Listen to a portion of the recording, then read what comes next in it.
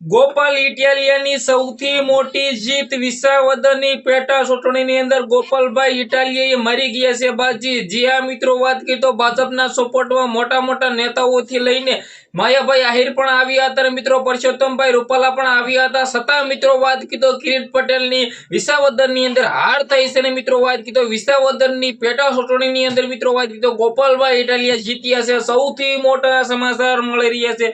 તમને લોકોને ખબર છે કે વિસાવદર ની અંદર ગોપાલભાઈ ઇટાલિયા પાછળ મિત્રો ઘણા બધા લોકો પડ્યા હતા ગોપાલભાઈ ઇટાલિયાને નીચે પાડવા માટે, પરંતુ ભાઈ ગોપાલભાઈ ઇટાલિયાએ સુરતમાંથી હાર્યા બાદ મિત્રો વિસાવદરની અંદર મિત્રો વાત કરી તો જીત મેળવી છે।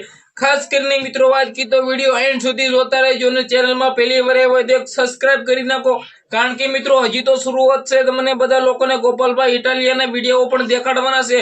જી આ મિત્રો વાત કરી તો તમને લોકોને ખબર છે કે વિસાવદરની અંદર આમ આદમી પાર્ટીના નેતા ગોપાલભાઈ ઇટાલિયા લડી રહ્યા હતા।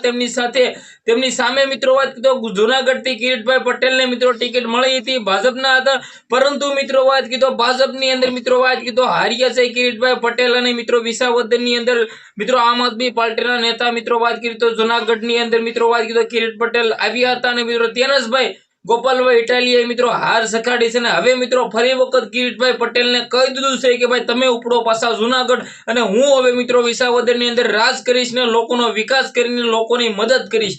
તો ખાસ કરીને મિત્રો વાત કરી તો તમારા આના વિશે શું કેવું છે, વિડીયો બંને એટલો શેર કરીને એક સબસ્ક્રાઇબ અવશ્ય કરવાનું ભૂલતા નહીં, કારણ કે ભાઈઓ હજી તો ગોપાલભાઈ ઇટાલિયાના તમને બધા લોકોને ઘણા બધા વિડીયો મારે દેખાડવાના છે।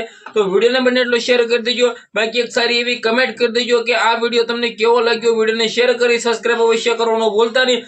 આજના વિડીયોમાં આટલી જ માહિતી, આપણે એક નવા વિડીયો મળી ત્યાં સુધી બધા જ લોકોને જય હિન્દ જય ભારતના વિડીયો તમારા વોટ્સએપ ગ્રુપની અંદર શેર કરવાનું અવશ્ય ભૂલવાનું નથી, કારણ કે ગોપાલભાઈ ઇટાલિયા જીત્યા છે તો મિત્રો ડાન્સ પણ લોકો કરી રહ્યા છે। ધન્યવાદ।